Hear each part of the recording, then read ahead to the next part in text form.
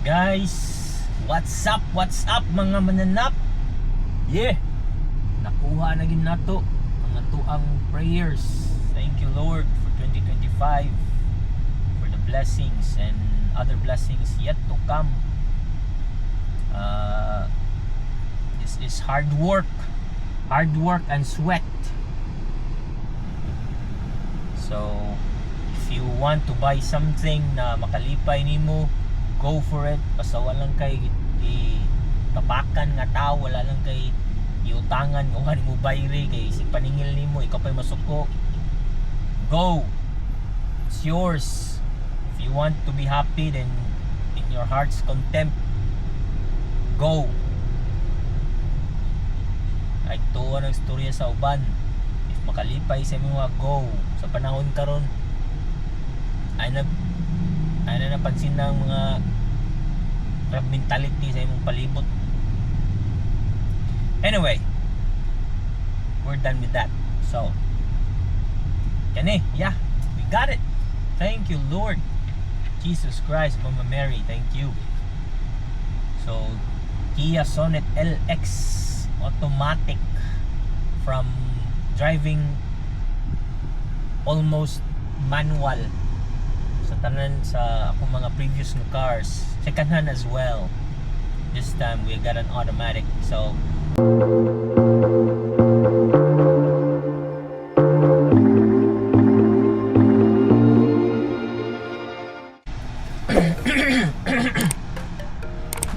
there you have it guys, nakuha na gid in town na to. Salamat, thank you sa Ginoo.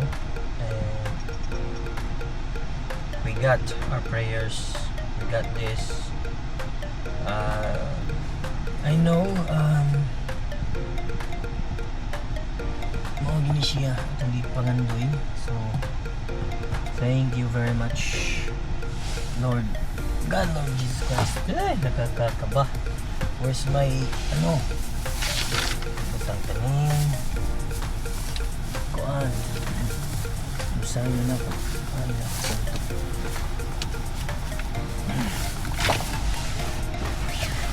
yep, it is what it is.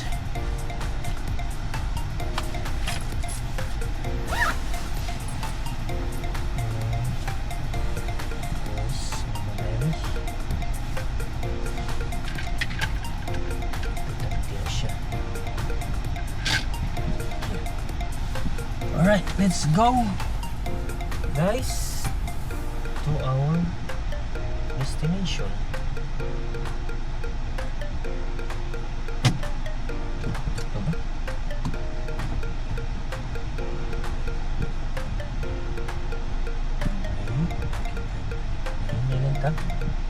So kuha na gid guys, ulit na kita. So tara Lord, tabihan mo po ako. So taas actually, if one taas tak mo bubudyo na yung kuranan gamay Lord.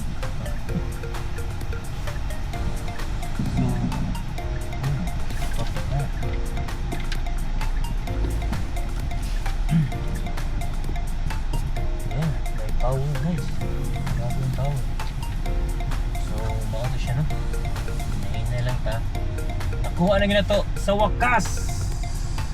Nakasuway na gitawang tag brand new. Thank you very much Lord for this. We still need to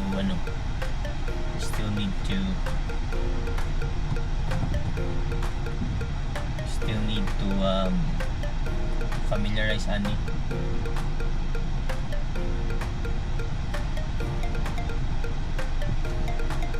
Iba sa aircon eh. A lot of things to train on this. Mga kapaka talaga. Sonet, yes. Ito yung lock the doors.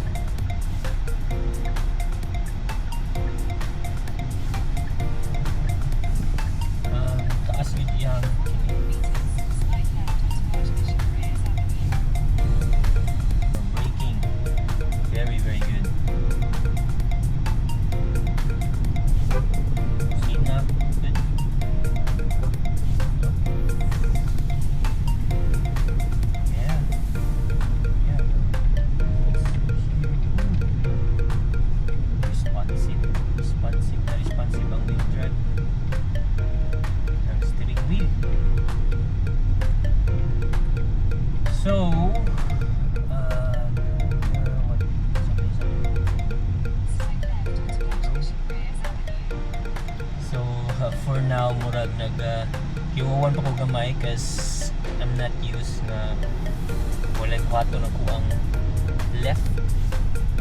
So every time mo break ko, action ko, every time na mag-break ako para akong need kong gumalaw dito sa shift lever. Parang gusto kong first gear wala namang first gear dito. So kalitsig birada guys.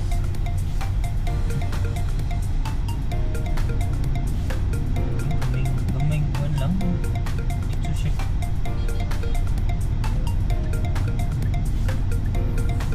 Dito siya sa lupad. Gamay kuwan lang.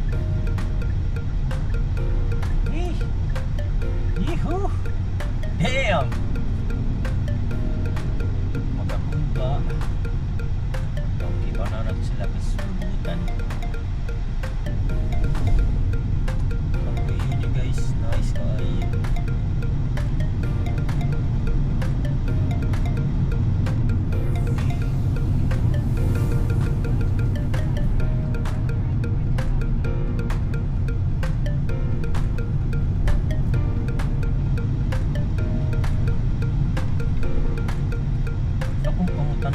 Sa Swansea. For me no, Swansea kanang quick and agile. Okay. Kato ako ang crosswind kusgan siya, but siya ingon nga ng kamay anak kay kuanda yun. Kamay ligo sa steering wheel kay mong respondent siya kini kay yung ana ni mo body roll yung kapil.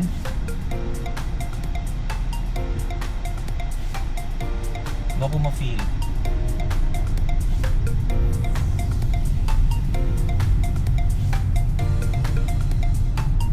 what else notice kung height is 5'8", but I can't see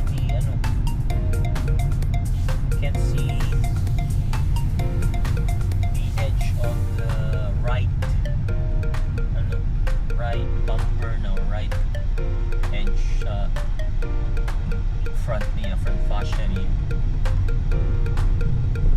So need yun yung siya itansyatan siya guys. So wala na may road noise ang gawas din yung mga dungog. But ang ilaw, yeah. Tungkol pa ni mo ilaw. Tungkol mo ligid. Ang yutak dito yun. Oh, traffic nila eh. LX, automatic. At least makakuha na gid si may niligid mo reklamo. So she just needs some practice on it. And I'm pretty sure kaya na rin yung dalawa. Overwhelming siya sugod, but once manad na ka, pretty sure makuha rin rin. The problem lang yun siguro Andy, no? Yung driver ka kuhan, dapat daan yung king may tapak lang.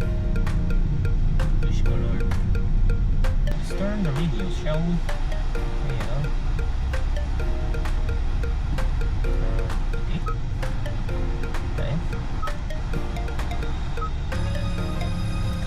Whoa, nice music, dude. Nice music. I can feel the kuwan, no?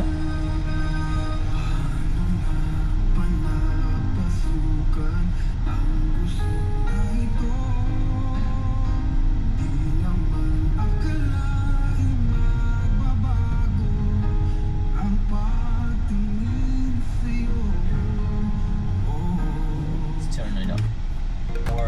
Ang ibang purpose nito ay para maggamit din ng aking wife going to her work because she cannot drive a manual. I mean, she knows how to drive a manual, but she doesn't want to. So, yeah, LX80 guys,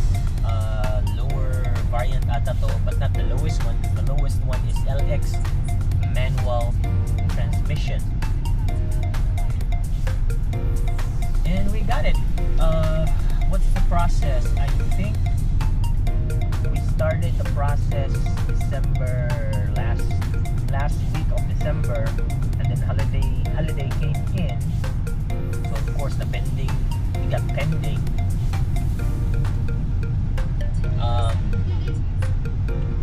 After January 1, at nung nag-January 2, tumawag yung agent, tapos process yung paper, and since wala rin namang office Saturday and Sunday, so Monday we started everything na talaga. And on Tuesday, that's when I went over to the casa and paid the down payment for this. And we got a discount, pretty good discount as well, because we paid a 30% man ang ano namin, term namin. 30% is the down payment, so that the payment per month will be less. And here we are, we got it. Monday, then Tuesday was the payment, and then Wednesday, here it is. I'm driving it na. I've been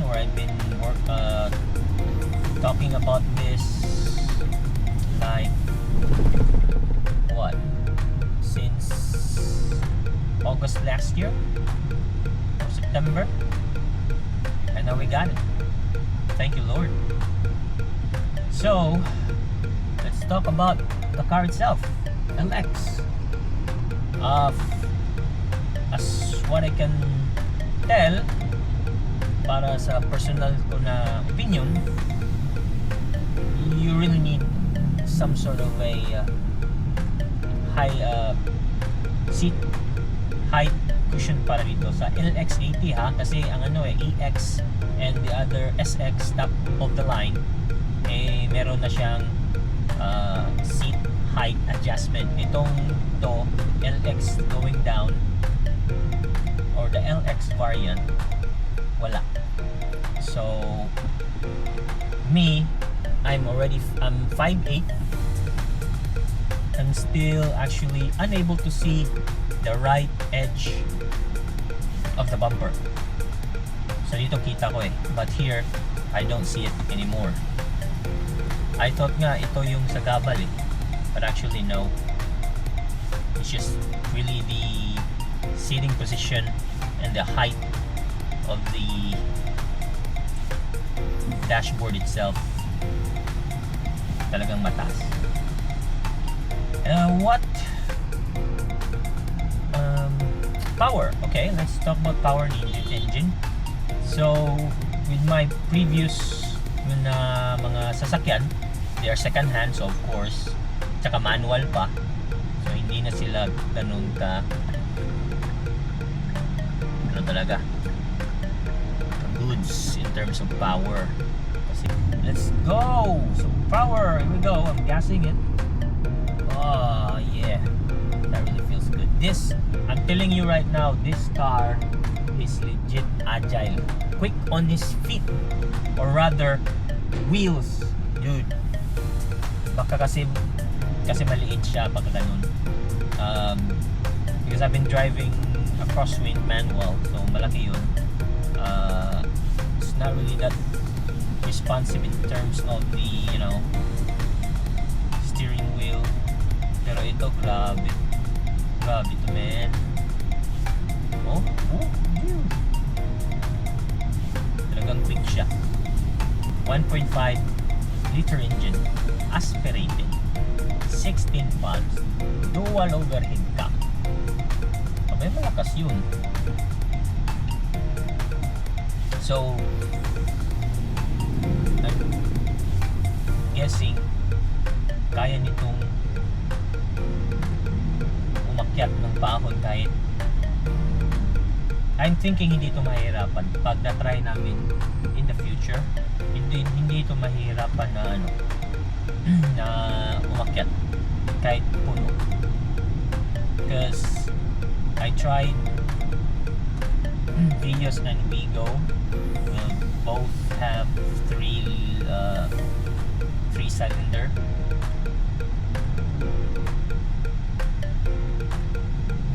Muntik na hindi makaahon.